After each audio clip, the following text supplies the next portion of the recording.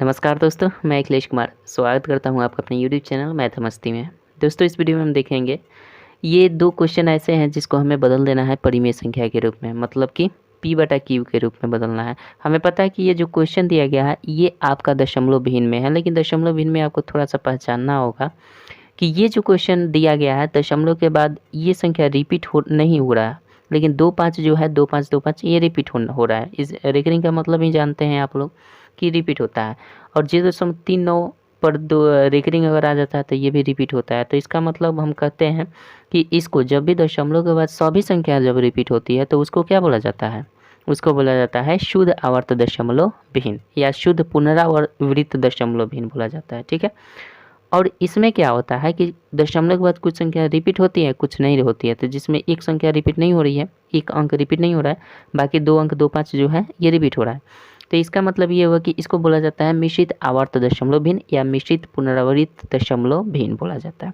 तो थोड़ा सा ये हम आपको मतलब डिफिनीशन ये इसलिए बताया कि इसमें थोड़ा सा चेंजिंग होता है, अंतर होता है इसको कन्वर्ट करने में परिमेय संख्या के रूप में। जैसे अगर इसको हम कन्वर्ट करना चाहें परिमेय संख्या के रूप में तो सिंपल हम क्या करते हैं, पहले तो देखेंगे 9 2 5 है तो भैया 9 2 5 लिखेंगे, सिंपल 9 2 5 लिखेंगे। इसमें से वो संख्या घटा लेंगे जिस पर रेकरिंग नहीं होता है, तो सिंपल हम 9 घटा लेंगे यहाँ से। अब बटा करेंगे, नीचे उतना बार 9 लिखेंगे जितना पर ये आपका रेकरिंग है, जितने अंकों पर। तो यहाँ पे रेकरिंग कितने अंकों पर है? 2 5 यानी 2 अंकों पर है, तो उतनी बार हम 9 लिखेंगे, 2 बार 9 लिखेंगे। और इस पर हम उतनी बार 0 बैठाते हैं जितनी बार में मतलब रिपीट नहीं हुआ है नंबर। तो यहाँ पे एक ही ऐसा नंबर है जो रिपीट नहीं हुआ है, मतलब रेकरिंग इस पर नहीं है, तो हम क्या करेंगे इस पर 1 0 बैठाएंगे, क्योंकि एक ही 0 बिना रेकरिंग वाला है दशमलव के बाद। तो सिंपल हम ऐसा करेंगे और इस प्रकार से हमारा ये परिमेय संख्या के रूप में कन्वर्ट हो जाएगा।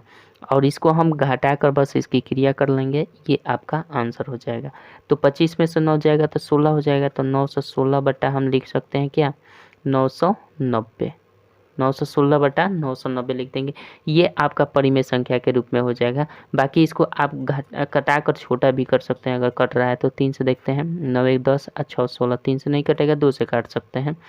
तो 2 चौके 8, 2 चौके 8 हो जाएगा, 1 10 2 5 10 और 2 8 16, और 2 से इसको काट देंगे तो 2 चौके 8, 2 9 18 और 2 5 10, यानी हमारा आ रहा है 458 बटा 495। 458 बटा 495 आपका परिमेय संख्या के रूप में ये आंसर हो जाएगा। उसी प्रकार से अगर इसको कन्वर्ट करना चाहते हैं तो सिंपल इसको हम कन्वर्ट कर सकते हैं, यानी आपका इसको कन्वर्ट करेंगे तो कैसे होगा? सिंपल हमने बताया है कि ये जो शुद्ध जब पुनरावृत्त दशमलव भिन्न आता है तो इसका नियम चेंज हो जाता है। इसका नियम क्या होता है?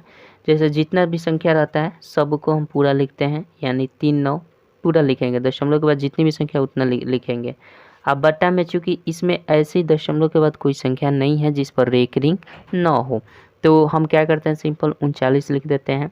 और इसके बाद जितनी संख्या पर रेकरिंग है उसके बदले में नीचे हम उतना 9 लिख देते हैं, बस ये आपका परिमेय संख्या के रूप में कन्वर्ट हो जाएगा।